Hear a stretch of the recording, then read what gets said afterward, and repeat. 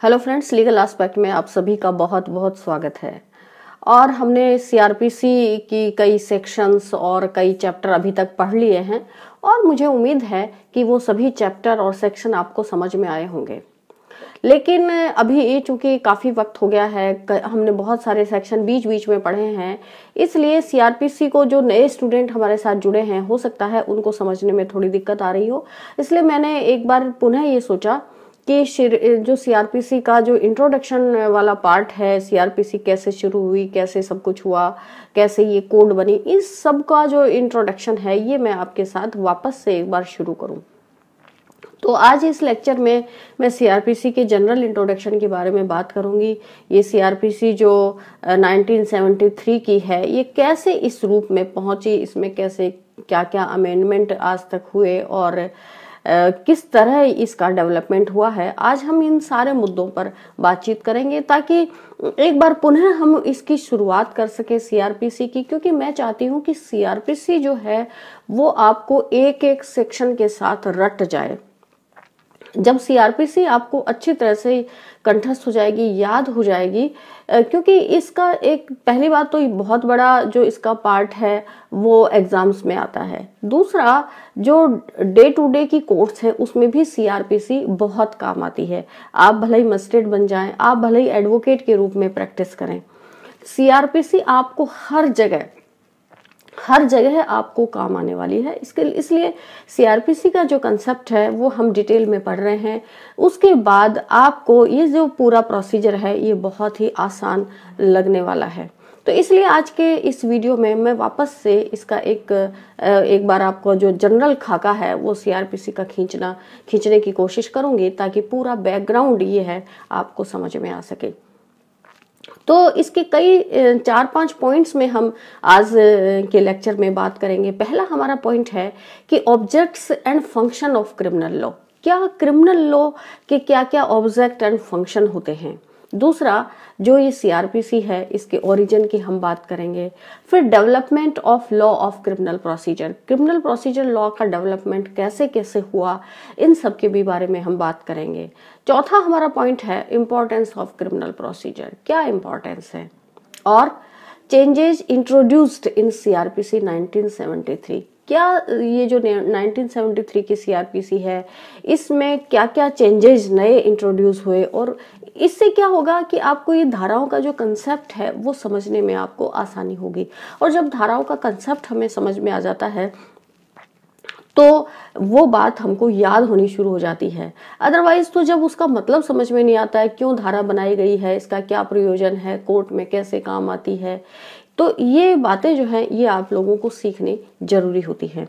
फिर इसके basic element of crime क्या है, special law and local law, CrPC कैसा है, जनरल लॉ है, लोकल लॉ है, सिविल लॉ है, इन सारे मुद्दों के बारे में आज के इस लेक्चर में हम बात करने जा रहे हैं। तो ये कई सारे टॉपिक जो है मैंने आपको गिना दिए ताकि आप इस बात से एक्वेंटेड हो सकें कि इस लेक्चर में आपको क्या क्या सीखने को मिलेगा।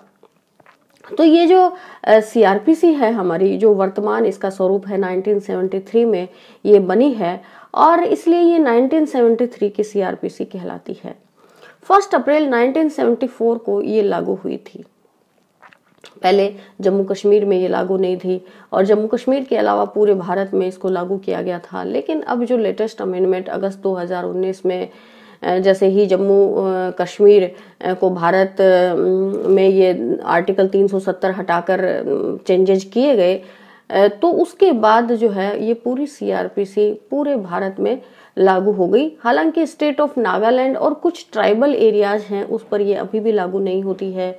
उसका जो चैप्टर 8, 10 और 11 है ये ही केवल उन पार्ट्स में लागू होता है। तो जो हमारे पास दो तरह के कानून होते हैं, एक प्रोसीजरल लॉ होता है, एक सब्सटेंटिव लॉ होता है।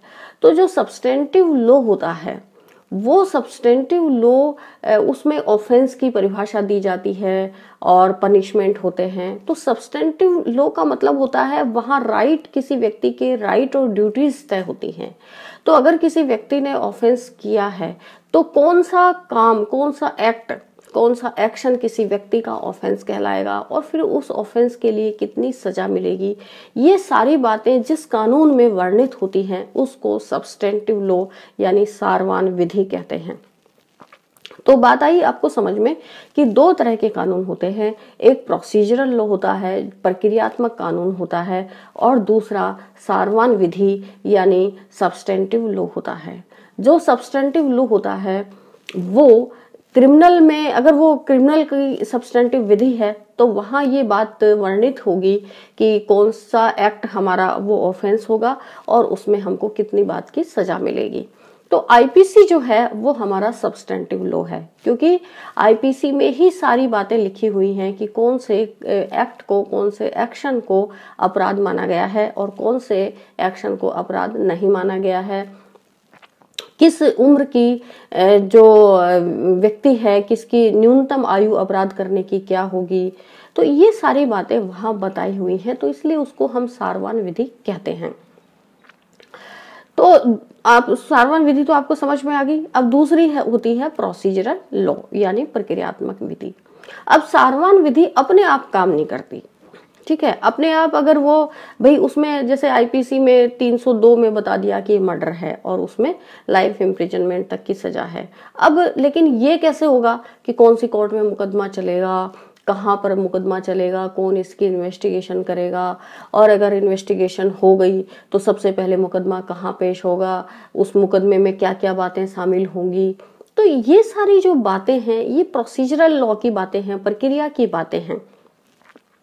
ये सारी बातें जिस कानून में समाहित होती हैं उसको प्रोसीजरल लॉ कहते हैं। इसलिए जो सीआरपीसी है वो हमारा प्रोसीजरल लॉ है। और इस प्रोसीजरल लॉ की विशेषता ये होती है कि यह मशीनरी जो एडमिनिस्ट्रेशन ऑफ जस्टिस की जो मशीनरी है वो ये क्रिमिनल प्रोसीजर कोड पहुंचाता है, बताता है कि कैसे जो मैकेनिज्म है इसका वो काम करेगा क्रिमिनल एडमिनिस्ट्रेशन का। जैसे सामंट कहते हैं, law of procedure is the law of action, यानी लॉ ऑफ प्रोसीजर यानी प्रक्रिया का जो कानून है वो हमारे कृत्यों का कानून है, वो हमारे एक्शंस का कानून है। कैसे कि वो हमारे एक्शंस को बताता है, एक्शंस की प्रोसीजर को बताता है। और ये एक्शन से हमारा यहाँ क्या मतलब है, एक्शन से हमारा यहाँ मतलब है ऑल लीगल प्रोसीडिंग, जितनी भी कानूनी कार्रवाइयाँ हैं वो हमारा एक्शन है। तो कानूनी कार्रवाइयाँ कैसे होंगी, किस तरह वो अपने अंजाम तक पहुंचेंगी, किस तरह हम क्रिमिनल को दंड दे पाएंगे, पनिशमेंट दे पाएंगे, ये सारी बातें प्रोसीजरल लॉ में दी गई होती हैं। तो ये दो तरह के कानून हो गए, substantive law Sarwan Vidhi and procedural law प्रक्रियात्मक विधि। अब जो दूसरा हमारा टॉपिक है, पॉइंट है, वो ये है ओरिजिन, कि हमारी ये जो सीआरपीसी है इसका ओरिजिन कैसे हुआ, इसकी उत्पत्ति कैसे हुई, कैसे किसी के दिमाग में आया कि हम इस तरह का कानून बनाएं। तो आप जानते हैं कि जब ईस्ट इंडिया कंपनी भारत के अंदर आई तो भारत में मुगलों का शासन था। और मुगलों ऐसा नहीं है कि उस वक्त कोर्ट नहीं होती थी, उस वक्त भी कोर्ट होती थी। मुगलों का अपना जो जस्टिस सिस्टम था वो था। तो वहां उस वक्त मोहम्मडन क्रिमिनल लॉ लागू होती थी, मोहम्मडन क्रिमिनल लॉ, ठीक है, मुगलों के समय। फिर ईस्ट इंडिया कंपनी आ गई, धीरे धीरे ईस्ट इंडिया कंपनी ने भारत पर अपना जो शासन है वो जमा लिया, तो ब्रिटिश ईरा देश में लागू हो गया। तो ब्रिटिशर्स ने अपना जो कानून है वो धीरे धीरे बदलना शुरू किया, और उनका जो कानून था जो ब्रिटेन में लागू था उसके आधार पर यहाँ भी धीरे धीरे कॉमन लॉ की बातें आने लगी। तो एक प्रोसीजरल लॉ के रूप में एक उन्होंने एक्ट बनाया, इसको कहते थे रेगुलेटिंग एक्ट। ये रेगुलेटिंग जो एक्ट था, ये इस एक्ट ने भारत में सर्वप्रथम कलकत्ता के अंदर सुप्रीम कोर्ट की स्थापना की। यानी ब्रिटिशर्स ने एक सुप्रीम कोर्ट इस एक्ट के माध्यम से बनाया और ये सबसे पहले कलकत्ता के अंदर कार्य करना शुरू हुआ। लेकिन ये सुप्रीम कोर्ट के अलावा भी उस वक्त और दूसरी तरह की कोर्ट्स थी जिनको मुफस्सिल कोर्ट्स कहा जाता था। तो ये जो मुफस्सिल कोर्ट्स थी इनमें जो गवर्नमेंट के रेगुलेशंस थे वो काम करते थे, उसके आधार पर वहाँ का प्रोसीजर चलता था। और जिस बिंदु पर कोई प्रोसीजर निहित नहीं था वो justice, equity and good conscious के आधार पर काम करता था कि हमारी भीतर की अंतरात्मा क्या कहती है और जो न्याय के नियम है वो क्या कहते हैं, मॉरलिटी के नियम है वो क्या कहते हैं, उसके आधार पर वो कोर्ट्स काम करती थी। तो ब्रिटिश सरकार इस तरह धीरे धीरे, क्योंकि मुगलों के बाद ब्रिटिशर्स की सत्ता भारत में आ गई, तो धीरे धीरे उन्होंने अपने हिसाब से कानूनों को चेंज करना शुरू किया। फिर ब्रिटिश सरकार ने 1773 में अपने ये जो यहाँ के जो गवर्नर जनरल हुआ करते थे उस वक्त के, तो उनके माध्यम से जो है ये 1773 में रेगुलेटिंग एक्ट बनाया था। फिर 1800 ये इस तरह आप देख रहे हैं कि किस तरह हमारा जो कानून था वो बिल्कुल प्रोसीजरल लॉ का बिखरा हुआ था। फिर ये 1877 के आसपास इन्होंने एक प्रेसिडेंसी मजिस्ट्रेट एक्ट बनाया। जो प्रेसिडेंसी एरिया था उसमें जो कोर्ट्स थी उनकी गतिविधि को ये लोग इस एक्ट के माध्यम से संपन्न करते थे। जो प्रेसिडेंसी टाउन्स थे उनमें जो मजिस्ट्रेट कोर्ट थी उनका प्रोसीजर इसी माध्यम से चलता था, इस प्रेसिडेंसी मजिस्ट्रेट एक्ट के हिसाब से। एक इन्होंने बनाया high court criminal procedure act 1865। 1865 में इन्होंने high court criminal procedure act बनाया, क्योंकि उस वक्त तक इन्होंने जो हाई कोर्ट्स की स्थापना भी वहां कर दी थी, तो ये high court court criminal procedure बन गया। तो इस तरह हम देख पा रहे हैं कि कई सारे अलग अलग एक्ट्स बनाए गए जो अलग अलग कोर्ट का प्रोसीजर तय करते थे। इससे कानून काफी बिखर गया, उसमें बहुत सारी एनोमलीज पैदा हो गई, बहुत सारे कन्फ्लिक्ट आ गए, बहुत सारे विसंगतियां जिसको हम कह सकते हैं वो इन कानूनों में आ गई। क्योंकि जब अलग अलग कोर्ट का अलग अलग प्रोसीजर होता है, कोई उसमें यूनिफॉर्मिटी नहीं होती, तो किसी भी व्यक्ति को पता नहीं होता कि कौन सी कोर्ट क्या करेगी और क्या नहीं करेगी। तो फिर एक पूरी विस्तृत और यूनिफॉर्म लॉ, प्रोसीजरल लॉ के बारे में महसूस होने लगा कि इसका जो एक यूनिफॉर्म प्रोसीजर होना चाहिए सारी कोर्ट्स का, कि वो एक ही तरह का प्रोसीजर फॉलो करें, भले ही वो अपील के प्रोविजन हो, भले ही वो रिवीजन के प्रोविजन हो, या भले ही उनकी ट्रायल की बात हो, तो वो सब एक जैसा ही प्रोसीजर अडॉप्ट करें। ऐसी जरूरत वहाँ उस वक्त महसूस होने लगी। तो सबसे पहले सीआरपीसी बनाने का जो प्रोविजन, जो प्रयास है वो 1854 में शुरू हो गया और इसकी ड्राफ्टिंग शुरू हो गई। और फिर 1898 में ये लॉ ऑफ प्रोसीजर बनकर तैयार हुआ। इसने ये जो लॉ ऑफ प्रोसीजर बना तो इसके बाद इसको नाम दिया गया सीआरपीसी, यानी क्रिमिनल प्रोसीजर कोड। कोड इसको क्यों कहा गया? क्योंकि जितने भी पहले छोटे छोटे कानून बने हुए थे, अलग अलग एरिया के अलग अलग कानून बने हुए थे जो अलग अलग कोर्ट्स को डील कर रहे थे, उनको सबको रिपील कर दिया गया, उनको सबको निरस्त कर दिया गया और उनको एक साथ संकलित करते हुए एक पूरी कोड बना दी गई। तो इसलिए संहिता बना दी गई। संहिता उसको कहते हैं जब आप छोटी छोटी चीजों को निरस्त करके वहां उनको एकजाई कर देते हो, एक साथ कर देते हो, तो वह संहिता हो जाती है, कोड हो जाती है। तो इस तरह इन छोटे छोटे ये जो अलग अलग कानून थे, अलग अलग कोर्ट्स को नियंत्रित कर रहे थे, उनका प्रोसीजर बता रहे थे, उन सबको ब्रिटिश सरकार ने खत्म कर दिया भारत के अंदर और ये क्रिमिनल प्रोसीजर कोड बना दी। और क्योंकि ये 1898 में बनाई थी तब इसलिए इसको क्रिमिनल प्रोसीजर 1898 कहा गया। अब तीसरा जो पॉइंट है वो हमारा आता है डेवलपमेंट का, कि एक बार जब 1898 में सीआरपीसी बन गई तो उसके बाद इसमें डेवलपमेंट किस तरह हुए। तो ये अब हम इसका डेवलपमेंट पढ़ेंगे कि जब 1898 में ये सीआरपीसी बन गई तो इसमें ये देखा गया, क्योंकि पहली बार ही इसको कोडिफाइड किया गया था, पहली बार ही इसको एक साथ किया गया था, तो इसमें बहुत सारी कमियां महसूस हुई, बहुत सारी दिक्कतें कोर्ट्स को आने लगी। लेकिन उन दिक्कतों को फिर छोटे छोटे अमेंडमेंट करके दूर किया जाने लगा। 2 अमेंडमेंट इस सीआरपीसी में बहुत बड़े हुए। वो थे, एक तो अमेंडमेंट लॉ ऑफ 1923 का जो अमेंडमेंट लॉ था वो बहुत बड़ा था, क्योंकि उसमें बड़े पैमाने पर इसमें चेंज किए गए थे। और एक जो अमेंडमेंट था वो 1955 का, यानी भारत के आज़ाद होने के बाद आया, क्योंकि भारत के आज़ाद होने के बाद कई सारी परिस्थितियों में बदलाव हो गया था, इसलिए इसकी ज़रूरत महसूस होने लगी। नाम भी उसमें अलग अलग थे, ब्रिटिशर्स वाले नाम थे तो उनको भी भारत के अनुरूप करना था, और भी बड़ी कई सारी दिक्कतें थी इसमें। तो इसलिए ये जो 1955 का जो एक्ट आया, अमेंडमेंट एक्ट, ये बहुत बड़ा था। ये इन सारी असंगतियों को, जो एनामोलीज थी, इनकंसिस्टेंसीज थी आपस में, और बहुत सारे जो अलग अलग तरह के जो रूलिंग्स थी उनके माध्यम से भी काफ़ी कानून डेवलप हुआ था, तो इन सब को दूर करने के लिए, एक यूनिफॉर्मिटी लाने के लिए ये अमेंडमेंट लाया गया।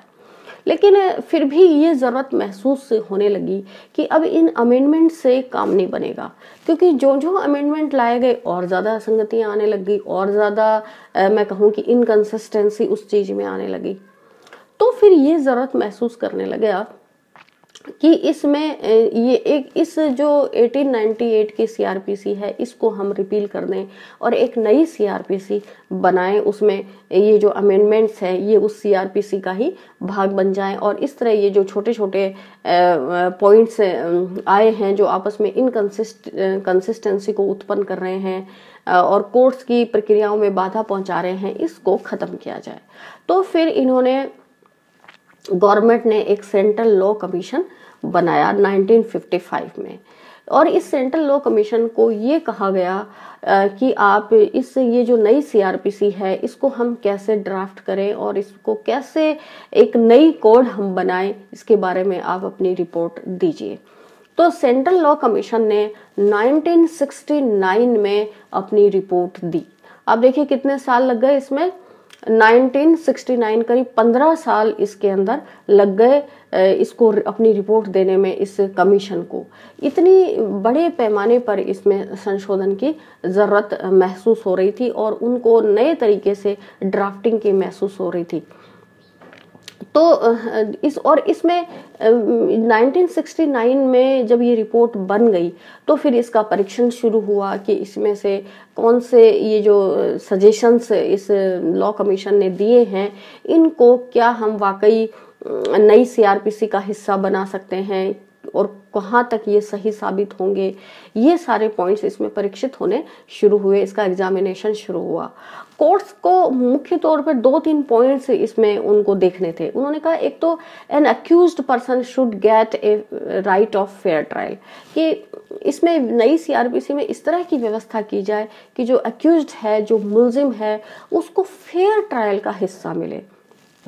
इसलिए जब मैं कई सेक्शंस आपको बताती हूँ, आपने उनको सुना होगा कि किस तरह, कहाँ तो विक्टिम को राइट दिया गया है, कहाँ हमने देखा कि यहाँ मुलजिम को राइट दिया गया है, और किस तरह हमारी जो कॉन्स्टिट्यूशनल का जो आदर्शवाद है वो इस सीआरपीसी के अंदर समाहित किया गया है। ये हमने उन सेक्शंस को पढ़ते हुए देखा। तो जो मेन इसका उद्देश्य था सीआरपीसी का, कि एक व्यक्ति को, एक अक्यूज्ड पर्सन को एक फेयर ट्रायल का राइट मिलना चाहिए। तो ये इसके परीक्षण का आधार बना कि हमारा प्रोसीजर ऐसा हो कि हम किसी भी दोषी व्यक्ति को सजा तो देना चाहते हैं, लेकिन उसको अपनी बात कहने का मौका अवश्य मिलना चाहिए। कहीं ऐसा नहीं हो कि हम किसी निर्दोष व्यक्ति को सजा दे दें और बाद में हमको पछताना पड़े जब हमको ये पता चले कि ये व्यक्ति तो निर्दोष था। तो जो फेयर ट्रायल का राइट है वो हम उसमें देना चाहते थे, और ये हमारे परीक्षण का मेन आधार था। जो फेयर ट्रायल का राइट है, आप जानते हैं कि कॉन्स्टिट्यूशन में वो एक फंडामेंटल राइट है। तो आप ये देखिए कि जो कॉन्स्टिट्यूशन में हमने आर्टिकल 21 में फेयर ट्रायल का जो राइट दिया है, जिसको हमने फंडामेंटल राइट माना है, उसको ही हमने सीआरपीसी का मुख्य आधार माना है। उन आधारों में से, ये कह सकते हैं कि उन मुख्य आधारों में से एक आधार माना है। तो आप समझ पा रहे हैं ना कि कई लोग कहते हैं कि सीआरपीसी तो ट्रायल कोर्ट और ये लोग काम में लेते हैं, और फिर ट्रायल कोर्ट्स का और कॉन्स्टिट्यूशन का आपस में कोई संबंध नहीं है। तो हम फिर ये कह सकते हैं कि ये बात गलत है कि ट्रायल कोर्ट का कॉन्स्टिट्यूशन से संबंध ना हो, क्योंकि ट्रायल कोर्ट ही वो देहरी है, वो प्रथम जगह है जहां पर किसी अक्यूज्ड का सामना जज से या कानून से होता है। और उस वक्त जो एजेंसियां हैं, चाहे वो इन्वेस्टिगेशन एजेंसी के रूप में पुलिस हो, चाहे ट्रायल करने वाली एजेंसी कोर्ट हो, इन सब की ये प्राथमिक जिम्मेदारी है कि हम वहां उसके इन राइट्स की, इन अधिकारों की रक्षा करें। ठीक है, तो इसलिए हम ये कह सकते हैं कि कॉन्स्टिट्यूशन के जो आदर्श हैं उनको जारी रखने की, उनको अपने एक्शंस में लाने की जिम्मेदारी ट्रायल कोर्ट की भी है। और इसलिए ये जो हमारे जो लॉ है जिनका हम रात दिन हम डील करते हैं, वो उनमें कॉन्स्टिट्यूशन के आदर्श भरे पड़े हैं। तो पहला पॉइंट हमारा हो गया कि accused person should get a fair trial. ठीक है, दूसरा, और किस रूप में, accordance with the accepted principles of natural justice. Natural justice के जो सर्वमान्य सिद्धांत हैं उनके हिसाब से उसको फेयर ट्रायल का राइट मिले, जो नेचुरल जस्टिस के सिद्धांत हैं। और जो हमारे फंडामेंटल राइट्स हैं उनका नेचुरल जस्टिस के सिद्धांतों से बहुत ही गहरा संबंध है। दूसरा इसका पॉइंट था अवॉइड डिले इन इन्वेस्टिगेशन, यानी जो इन्वेस्टिगेशन एजेंसियां हैं वो डिले नहीं करें, क्योंकि अगर इन्वेस्टिगेशन में बहुत ज्यादा डिले हो जाएगा तो एक पक्ष के साथ अन्याय तय है। या तो मुल्जिम पक्ष के साथ अन्याय होगा कि कुछ सबूत नए बना दिए जाएंगे और फिर उनके आधारों पर मामला सारा कोर्ट में पेश किया जाएगा, और या फिर ऐसा होगा कि सबूत मिटा दिए जाएंगे। तो अगर सबूत मिटा दिए गए तो विक्टिम के साथ अन्याय तय है, और सबूत क्रिएट कर दिए गए तो फिर मुल्जिम के साथ अन्याय तय है। तो इसलिए इस प्रवृत्ति को रोकने के लिए ऐसी व्यवस्थाएं इस सीआरपीसी में की गई कि डिले जो है इन्वेस्टिगेशन के पार्ट पर नहीं होना चाहिए, क्योंकि डिले हमेशा किसी भी इंडिविजुअल को और सोसाइटी को नुकसान करता है। और तीसरा जो बिंदु था परीक्षण का, जिसके आधार पर इस लॉ कमीशन की रिपोर्ट का परीक्षण किया गया, वो था procedure should not be complicated. जो भी प्रक्रिया हो, जो भी प्रोसीजर हो, वो कॉम्प्लिकेटेड नहीं होना चाहिए, जटिल नहीं होना चाहिए, क्योंकि जटिल होगा तो आम आदमी उसको समझ नहीं पाएगा। तो इसलिए इस पूरी सीआरपीसी में जटिलता को रोकने की कोशिश की गई, और जटिलता को जब रोकने की कोशिश की गई तभी ये देखिए कि लेंदी हो गई है, क्योंकि इसमें एक एक बात को ज्यादा क्लियर तरीके से लिखा गया। अब हमारा नेक्स्ट पॉइंट है object and function of criminal law.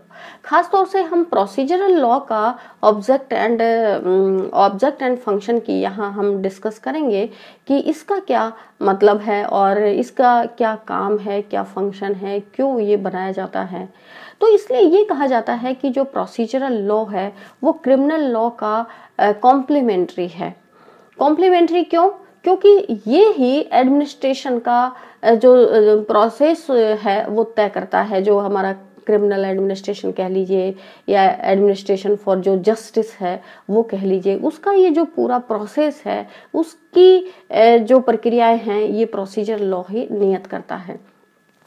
और कुछ सेट रूल्स हैं, उनको ये सेट करता है कि इन्वेस्टिगेशन कैसे होगा, इंक्वायरी कैसे होगी, ट्रायल कैसे होगी। तो इन सारी बातों के बारे में इसमें बताया गया है। इसलिए हम कह सकते हैं कि प्रोसीजरल लॉ में कुछ बॉडी ऑफ रूल्स बनाए जाते हैं, कुछ रूल्स के गुच्छे बनाए जाते हैं, समूह बनाए जाते हैं, जिनमें ये सारी बातों के बारे में डिस्कस किया जाता है बिल्कुल बारीकी के साथ। क्योंकि प्रोसीजरल लॉ अगर नहीं होगा तो कोई प्रक्रिया नहीं होगी, और प्रक्रिया नहीं होगी तो दंड कैसे मिलेगा। तो प्रोसीजरल लॉ है वो बहुत इंपॉर्टेंट हो जाता है, क्योंकि प्रोसीजर नहीं होगा तो दंड कैसे देंगे। और ये तो एक पॉइंट है। दूसरा, अगर प्रोसीजर फेयर नहीं होगा, अगर उसमें कुछ प्राकृतिक नियमों और सिद्धांतों उसमें समाहित नहीं होंगे, तो वो जो नियम है वो अगर प्राकृतिक सिद्धांतों के अनुरूप कार्य नहीं करेंगे तो पूरी की पूरी जो ट्रायल है वो विशेष हो जाएगी, और प्रक्रिया अगर सही नहीं होगी तो परिणाम भी सही नहीं होगा। तो इसलिए प्रक्रिया होना और प्रक्रिया का सही होना दोनों ही इम्पोर्टेंट पॉइंट हैं। तो इसलिए हमको सीआरपीसी की, हमको एक प्रोसीजरल लॉ की जरूरत पड़ती है। इसमें जो 3-4 कारण पर मैं यहाँ आपको डिस्कस करके बताऊंगी कि क्यों हमको ये सीआरपीसी इम्पोर्टेंट है हमारे लिए, क्यों ये प्रोसीजर हमारे लिए इतना इम्पोर्टेंट हो जाता है। पहला तो ये कारण है कि ये सब्सटेंटिव लॉ का कॉम्प्लीमेंट्री है, क्योंकि ये वो तरीका बताता है जिसके माध्यम से उस सब्सटेंटिव लॉ को अंजाम तक पहुंचाया जाता है। दूसरा, it involves greater degree of human value other than any law, यानी इसके अंदर ह्यूमन वैल्यूज को डाला जाता है। नेचुरल जस्टिस के सिद्धांत के रूप में हम उन ह्यूमन वैल्यूज को ही इसके अंदर डालते हैं प्रोसीजरल लॉ के रूप में, क्योंकि अगर ये ह्यूमन वैल्यूज इस प्रोसीजर में नहीं होंगी तो फिर हमारा जो फेयर ट्रायल का कंसेप्ट है वो बिल्कुल फेल हो जाएगा। हम किसी व्यक्ति को सजा दे दें, लेकिन हमको यही पता ना चले कि हमने उसका ट्रायल फेयर भी किया है या नहीं किया है, वो दोषी था भी या नहीं था, हमने गलत व्यक्ति को सजा दे दी या क्या किया, तो वो पूरा का पूरा जो पनिशमेंट का मैकेनिज्म है वो बिल्कुल फेल हो जाएगा। तो इसलिए यहाँ जो ह्यूमन वैल्यू है वो बहुत इंपॉर्टेंट हो जाती है कि प्रोसीजर हमारा ऐसा हो जिसमें नेचुरल जस्टिस के सिद्धांत समाहित हो। तीसरा, it create a necessary machinery for dictation of crime, arrest and suspected criminal, यानी ये एक ऐसा मैकेनिज्म देता है हमको प्रोसीजरल लॉ जिससे हम उस क्राइम का पूरा डिटेक्शन करते हैं, उस क्राइम की जड़ तक पहुंचते हैं कि किस तरह ये सारी जो मशीनरी है वो काम करके उस वास्तविक अपराधी तक पहुंच जाती है जिसने वास्तव में क्राइम किया है। और तीसरा पॉइंट या चौथा पॉइंट कहें कि इसमें कलेक्शन ऑफ एविडेंस कैसे होगा, ये भी बड़ा इम्पोर्टेंट है, क्योंकि उस जो एविडेंस है उसके आधार पर ही हम प्रॉपर पनिशमेंट का उस पर इम्पोजिशन करेंगे, प्रॉपर पनिशमेंट देंगे। इसलिए जो एविडेंस कलेक्टिंग का तरीका है वो भी हमको प्रोसीजरल लॉ ही बताता है, एविडेंस कैसे होनी चाहिए, कैसे नहीं होनी चाहिए, किस रूप में होनी चाहिए। तो इसलिए ये एविडेंस कलेक्टिंग भी बड़ा इम्पोर्टेंट है। पांचवा पॉइंट कि discretionary power to the functionaries. अब हम हर चीज को एक ही रूप में नहीं डाल सकते, हम उसके कुछ रिजिड सिद्धांत बनाकर वहां नहीं छोड़ सकते कि हम हर व्यक्ति को ये डायरेक्ट कर दें कि आपको ये करना है, आपको ये करना है, आपको ये करना है। अगर हमने इस तरह डायरेक्ट कर दिया हर फंक्शनरीज को, फंक्शनरीज का मतलब यहाँ क्या, जैसे सीआरपीसी में कई सारी फंक्शनरीज शामिल हैं, हमारे पास एग्जीक्यूटिव मजिस्ट्रेट्स भी हैं, पुलिस भी है, कोर्ट्स भी हैं, तो वहाँ हमने उनको अलग अलग तरह की डिस्क्रिशनरी पावर दी है, क्योंकि जो अपराध होता है वो एक जैसा अपराध हमेशा नहीं होता। अपराध करने के तरीके अलग अलग हो सकते हैं, अपराध के रास्ते अलग अलग हो सकते हैं, अपराध में एविडेंस अलग अलग तरह की होती है, जो व्यक्ति उसमें समाहित हैं उनकी परिस्थितियां अलग अलग होती हैं। तो इसलिए डिस्क्रिशन वहां होना बहुत जरूरी है। अदरवाइज तो वहां कंप्यूटर भी बिठा दिए जा सकते हैं। अगर किसी व्यक्ति ने चोरी की और चोरी के लिए हमने फिक्स कर दिया कि 3 साल की सजा है, तो अगर 1 रुपए की चोरी की हम उसको भी 3 साल की सजा दे देंगे, और अगर 1 करोड़ रुपए की चोरी की तो हम उसको भी 3 साल की सजा दे देंगे। तो ये न्याय की बजाय अन्याय की तरफ हम ज्यादा बढ़ जाएंगे। तो इसलिए जो फंक्शनरीज हैं जो इस पूरे न्याय सिस्टम को चलाती है, उनके पास विवेकीय शक्ति होना बहुत जरूरी है कि वो मौके के हिसाब से अपना दिमाग लगाकर और कुछ तय नियमों के हिसाब से, कुछ तय सिद्धांतों के हिसाब से काम करें, अपने डिस्क्रिशन का, अपने दिमाग का यूज करते हुए।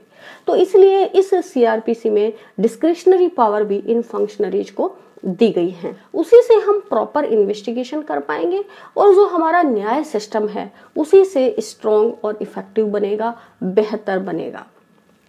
तो इसलिए प्रोसीजरल लॉ की बहुत ज़्यादा इम्पोर्टेंस है। एक और पॉइंट रह जाता है इसमें कि प्रोसीजर हमारा ऐसा होना चाहिए जो ज़्यादा खर्चीला भी ना हो, जिसमें ज़्यादा डिले ना हो और अनसर्टेनिटी नहीं होनी चाहिए, क्योंकि अगर इस तरह की अनसर्टेनिटी रही तो कुछ लोग ऐसा होंगे जो कानून के फ्लॉज एंड लूप होल्स का फायदा उठाएंगे और फिर ये जो ऐसा जो प्रोसीजरल लॉ है वो बेस्ट से बेस्ट पीनल लॉ को भी करप्ट कर देगा, बेस्ट से बेस्ट सब्सटेंशियल पीनल लॉ को बेकार कर देगा और हम न्याय की बजाय वो ही अन्याय करने लग जाएंगे। तो इसलिए जो प्रोसीजरल लॉ है उसकी बहुत ज़्यादा इम्पोर्टेंस है और ये उतना ही इम्पोर्टेंट है जितना सब्सटेंटिव लॉ। अब हम देखते हैं कि ये जो हमारी 1973 की सीआरपीसी है इसके क्या इम्पोर्टेंट फीचर्स हैं, क्या महत्वपूर्ण इसमें बातें समाहित की गई थी। तो पहला इसका पॉइंट है separation of executive from judiciary. 1973 तक एग्जीक्यूटिव ही जुडिशरी के काम करती थी। इससे कई सारी दिक्कतें पैदा होती थी क्योंकि लोगों को न्याय नहीं मिलता था। एक व्यक्ति जो एडमिनिस्ट्रेटिव पावर में काम कर रहा है वो ही अपनी जुडिशियल पावर में काम कर रहा है। तो इसलिए ये जरूरी था कि इस दोनों को अलग अलग किया जाए, क्योंकि कोई भी व्यक्ति अपने ही खिलाफ निर्णय नहीं दे सकता, ये तो एक ह्यूमन नेचर है। तो इसका जो पहला मेन बिंदु है इसके, जब हम इम्पोर्टेंट फीचर्स की बात करते हैं तो एग्जीक्यूटिव को और जुडिशरी को दोनों को अलग अलग करना था। भारतीय संविधान का आर्टिकल 50 भी इस बात को कहता है कि सरकार इस दोनों को अलग अलग करेगी, एग्जीक्यूटिव को जुडिशरी से अलग करेगी। ये हमने हमारा डायरेक्टिव प्रिंसिपल बनाया, तो इसी के तहत ये सीआरपीसी में इस सिद्धांत को समाहित किया गया। दूसरा point, all the judicial magistrates shall function under the control of the high court। पहले ये सब गवर्नमेंट के अंडर में काम करते थे, तो गवर्नमेंट ही तो एग्जीक्यूटिव अथॉरिटी है और अगर गवर्नमेंट के अंडर में ही जुडिशियल ऑफिसर काम करेंगे, जुडिशियल मजिस्ट्रेट काम करेंगे, तो वो कभी भी गवर्नमेंट के अगेंस्ट निर्णय नहीं दे पाएंगे। तो दूसरा इसका महत्वपूर्ण ये बिंदु इसमें समाहित किया गया कि इसको हाई कोर्ट्स के अंडर में दिया जाए, मजिस्ट्रेट्स को, ना कि सरकारों के अंडर में। और जो सेंटेंसिंग पावर थी वो भी इनकी बढ़ाई गई, जो जुडिशियल मजिस्ट्रेट से इनकी सेंटेंसिंग पावर भी बढ़ा दी गई। तीसरा जो महत्वपूर्ण पॉइंट था कि पहले जस्टिस ऑफ पीस हुआ करते थे, ये ऑनोररी मजिस्ट्रेट होते थे, इनको सरकारें अपॉइंट करती थी। तो ये जस्टिस ऑफ पीस की जो व्यवस्था थी वो खत्म कर दी गई। और लेकिन ये व्यवस्था जरूर जोड़ी गई जब हम इस सीआरपीसी का जो शुरुआती चैप्टर हैं उनको पढ़ेंगे कि वहाँ स्पेशल मजिस्ट्रेट्स गवर्नमेंट नियुक्त कर सकती है हाई कोर्ट के से बातचीत करके। वो सर्विंग जजेज भी हो सकते हैं या फिर रिटायर्ड हो सकते हैं या ऑफिसर्स ऑफ गवर्नमेंट हो सकते हैं, तो उनको स्पेशल मजिस्ट्रेट्स नियुक्त किया जा सकता है। जैसे आप लोग चुनाव के समय देखते हैं ना कि तहसीलदार को भी जोनल मजिस्ट्रेट बना दिया जाता है और कुछ और दूसरे लोग हैं उनको जोनल मजिस्ट्रेट चुनाव कराने की प्रक्रिया के दौरान बना दिया जाते हैं। तो इस तरह स्पेशल मजिस्ट्रेट्स अलग अलग काम करने के लिए नियुक्त करने की पावर इनको दी गई। लेकिन ये जो जस्टिस ऑफ पीस थे इनको हटा दिया गया। फिर the court of session also has been given power to exercise revisional jurisdiction in addition to the high court. अब पहले सेशन जज के पास रिवीजन की पावर नहीं होती थी, तो इन्होंने हाई कोर्ट के साथ साथ नई सीआरपीसी में सेशन जज को भी रिविजनल पावर दी। तो ये एक और इसमें नया प्रोविजन आया। ये हमारा फोर्थ पॉइंट है। फिर जो अपीलें थी, अगर कोई व्यक्ति एक्विटल हो जाता है तो हाई कोर्ट की परमिशन से ही स्टेट जो है वो अपील कर सकती थी एक्विटल के खिलाफ। ये भी प्रोविजन नई सीआरपीसी में जोड़ा गया। छठा पॉइंट है, if a police officer refuses to record information about commission of a crime, the aggrieved person will have a right to send the information by post to the superintendent of police। यानी जब थाने पर कोई report दर्ज नहीं होती है तो जो इनके पुलिस ऑफिसर्स जो जिले में हेड होता है यानी पुलिस का जो एसपी होता है उसको भी डाक के माध्यम से एफआईआर भेजी जा सकती है। ये भी एक प्रोविजन इसमें जोड़ा गया। फिर क्रिमिनल केसेज के डिस्पोजल के डिले को रोकने के लिए, हालांकि डिले आज भी होता है, उसके अलग अलग कारण हैं, लेकिन फिर भी डिले को रोकने के लिए इसमें बहुत सारे प्रोविजन किए गए। और उसमें पहला जो प्रोविजन है वो था समन केसेज को जो समन केसेस थे पहले केवल 1 साल तक की सजा वाले मामलों में ही समन प्रोसीजर अपनाया जाता था, समन ट्रायल की प्रोसीजर। अब उनको 2 साल तक के लिए कर दिया गया कि जिन मामलों में 2 साल तक की सजा है उनमें समरी ये जो समन प्रोसीजर है ये लागू किया जाएगा। तो समन प्रोसीजर शुरू किया गया। फिर समरी ट्रायल्स की बात की गई। तो समरी ट्रायल पहले 6 महीने तक ही था, अब समरी ट्रायल का भी इसमें कुछ एक्सटेंशन किया गया और जो 1 साल तक के मामले थे वो इसमें समरी प्रोसीजर में, समरी ट्रायल्स में डाले गए। चौथा, इन्वेस्टिगेशन में देरी ना हो, इसके लिए सेक्शन 167 में सुधार किए गए। और वो 167 में क्या सुधार किए गए कि एक तो चार्जशीट की, जब मुलजिम जेसी के अंदर है तो चार्जशीट पेश करने की समय सीमा जो है वो तय की गई कि अगर मुलजिम जेल में है तो पुलिस जो है वो टाइम से 60 दिन या 90 दिन में अपनी चार्जशीट पेश कर देगी। और अगर वो इस समय सीमा में चार्जशीट पेश नहीं कर पाती है तो फिर मुलजिम को डिफॉल्ट बेल दे दी जाएगी। तो ये प्रोविजन सेक्शन 167 में किए गए। एक और बहुत बढ़िया आपको इसमें प्रोविजन आपको मिलेगा कि पहले क्या होता था, जैसे एक मजिस्ट्रेट का ट्रांसफर हो गया और दूसरा मजिस्ट्रेट उसकी जगह आ गया, तो केसेज की जो ट्रायल थी वो शुरुआत से शुरू होती थी, यानी डिनोवा ट्रायल होती थी, यानी जहां वो वापस जो ट्रायल था वो पुनः उसी पोजीशन में पहुंच जाता था जहां से शुरू करना था। जैसे मान लीजिए उस पहले वाले मजिस्ट्रेट ने कॉग्निजेंस लिया और वो चार्ज लगाया, फिर प्रोसिक्यूशन एविडेंस तक पहुंच गया।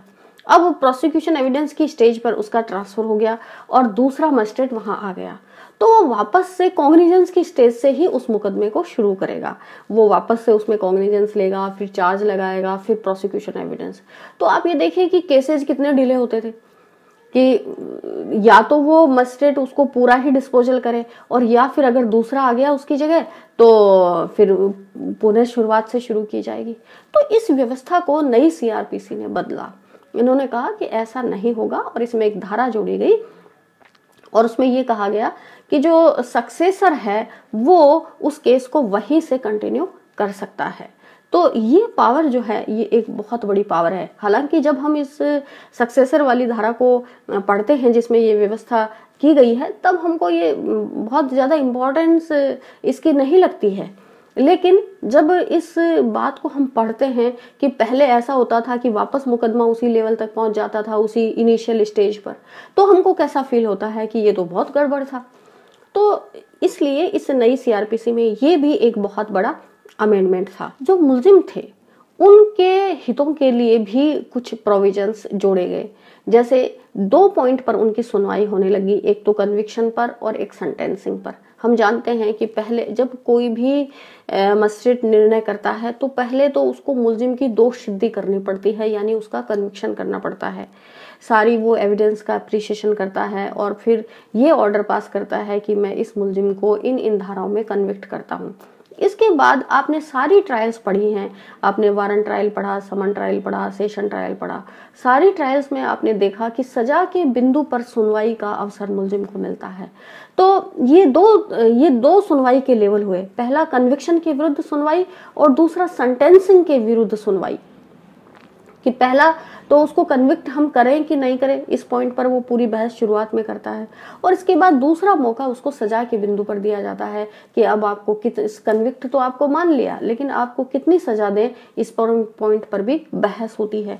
तो ये जो दोहरी सुनवाई की व्यवस्था है ये भी सीआरपीसी में की गई, पहला कन्विक्शन के पॉइंट पर और दूसरा सेंटेंसिंग के पॉइंट पर।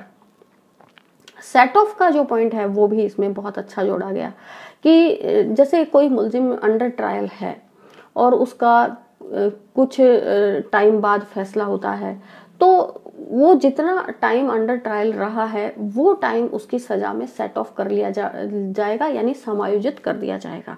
अब जैसे कोई मुलजिम 1 साल तक मान लीजिए जेल के अंदर रहता है और 1 साल में उसकी ट्रायल खत्म होती है और फिर कोर्ट उसको 2 साल की सजा सुनाती है।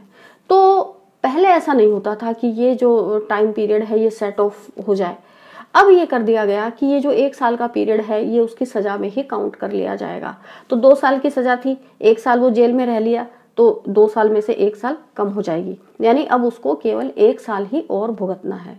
अब आप इसका उल्टा करके सोचो कि एक मुलजिम 5 साल तक अंडर ट्रायल जेल में रहा, यानी उसका मुकदमा चल रहा है और वो जेल में है, 5 साल वो जेल में रह लिया। और अगर ये सेट ऑफ का प्रोविजन नहीं होता तो क्या स्थिति होती? तो 5 साल जेल में रह लिया और अब कोर्ट ने उसको 5 साल की सजा और सुना दी, तो यानी 5 साल की सजा के बदले उसने कितने साल की सजा भुगती? 10 साल की। तो ये कितना गलत हो जाता। तो इसलिए ये सेट ऑफ का जो प्रोविजन है ये भी बड़ा इंपॉर्टेंट प्रोविजन है कि जो अंडर ट्रायल की अवधि है, अगर वो जेल में रहा है उसे ट्रायल के दौरान, तो फिर वो मूल सजा में से समायोजित हो जाएगी। लीगल एड की व्यवस्था की गई कि अगर कोई व्यक्ति गरीब है और उसके पास पर्याप्त वकील को देने के लिए पैसे नहीं है तो उसको लीगल एड दी जाएगी, यानी वो सरकारी सहायता से वकील कर सकेगा। इसमें 1987 का एक्ट भी सरकार ने बनाया, विधिक सेवा प्राधिकरण अधिनियम, और इस सीआरपीसी में भी इसके बारे में प्रोविजन किया गया है। हम किसी लेक्चर में उसके बारे में भी बात करेंगे। विक्टिम कंपनसेशन की बारे में बात की गई कि विक्टिम्स को भी कंपनसेशन इसमें दिया जाए, क्योंकि अपराधी को तो हम सजा दे देते हैं, लेकिन विक्टिम को क्या मिला? जिसके साथ अन्याय हुआ, जिसके साथ वो अपराध हुआ, उसको क्या मिला? इसलिए विक्टिम को कंपनसेट करने के लिए इसमें विक्टिम कंपनसेशन की भी सीआरपीसी में बात की गई। और अभी तो इसमें नया जो सेक्शन है 357A 357A ये जोड़ा गया, जिसमें विक्टिम को अलग, मतलब इसमें कुछ प्रोविजन किए गए कि किस तरह विक्टिम को कंपनसेशन दिया जाएगा। और विक्टिम कंपनसेशन स्कीम भी अलग से बनाई हुई है, आप लोगों की जानकारी में होगी। जो ये लीगल सर्विस अथॉरिटी है इसी के तहत वो संचालित होती है। अभी जैसे पोक्सो में भी हम लोग ऑर्डर करते हैं तो उसमें लीगल सर्विस अथॉरिटी को अभी आदेश दे दिया गया है। सरकार ने इस तरह की व्यवस्था की है कि इसमें एक कमेटी होती है जिसमें लीगल सर्विस अथॉरिटी के जो सेक्रेटरी होते हैं वो, और डिस्ट्रिक्ट जज, कलेक्टर, ये सब उसके मेंबर होते हैं, और कोर्ट अनुशंसा करती है किसी भी विक्टिम को कितना उसमें उसको लीगल सहायता उसको दिलाई जाए, कितना कंपनसेशन उसको दिलाया जाए। उसके अलग अलग नियम हैं, मैं पूरे बहुत ज्यादा डिटेल में आपको नहीं बता रही हूँ, मैं केवल शॉर्ट में आपको इतना सा बता रही हूँ कि ये जब कोर्ट अनुशंसा करता है तो वो अनुशंसा जो है वो इस लीगल सर्विस अथॉरिटी में जाती है और फिर ये कमेटी की मीटिंग होती है और वो तय करते हैं कि इसको कितना कंपनसेशन दिलवाया जाए। अभी जैसे रेप केसेस हैं, मान लीजिए पोक्सो कोर्ट के मामले हैं, तो उसमें हम लोग उसमें अनुशंसा कर देते हैं कि पीड़िता के साथ चूंकि रेप हुआ है इसलिए इसको कंपनसेशन दिलाया जाए। तो इस तरह कंपनसेशन की व्यवस्था भी नई सीआरपीसी में है।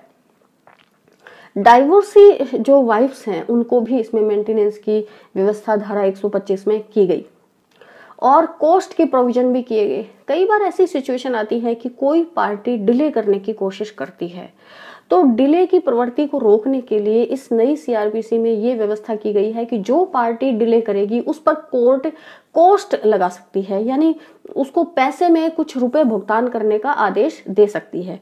जैसे कई बार क्या होता है कि अक्यूज्ड जो है वो प्रोसिक्यूशन के गवाह बार बार आते हैं और क्रॉस एग्जामिनेशन मुलजिम जो है वो उनसे नहीं करना चाहता, तो क्रॉस एग्जामिनेशन नहीं करना चाहता तो कोर्ट उनका क्रॉस एग्जामिनेशन बंद कर देता है। अब अगर उसको विक्टिम मुलजिम को अपना क्रॉस एग्जामिनेशन कोर्ट से खुलवाना है, वो वापस से एप्लीकेशन लगाता है और उसको लगता है कि मेरे साथ अन्याय हो जाएगा, मुझे क्रॉस एग्जामिनेशन का अवसर नहीं मिला, तो फिर कोर्ट उस पर कोस्ट लगाकर और एप्लीकेशन उसकी स्वीकार कर लेता है कि भाई तुम इतने 2000 रुपए इस विक्टिम को या इस विटनेस को पे करोगे तभी ये गवाह बुलाया जाएगा। तो या तो आप कोर्ट में जमा करा दो या जिस दिन गवाह आए तो आप उस दिन पे कर दो, और ऑर्डर शीट में उसको ले लिया जाता है।